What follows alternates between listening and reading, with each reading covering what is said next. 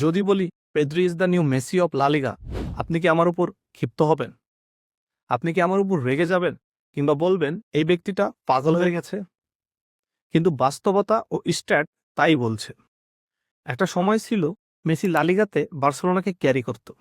Long ball, third বল, গোল, assist কিংবা এভরিথিংয়ে number ওয়ানে থাক। বলতে গেলে বার্সেলোনাকে ক্যারি করত মেসি। সেই একই কাজটি বার্সেলোনাতে এখন করছে পেদ্রি। আপনি এই স্ট্যাটটা একটু দেখেন।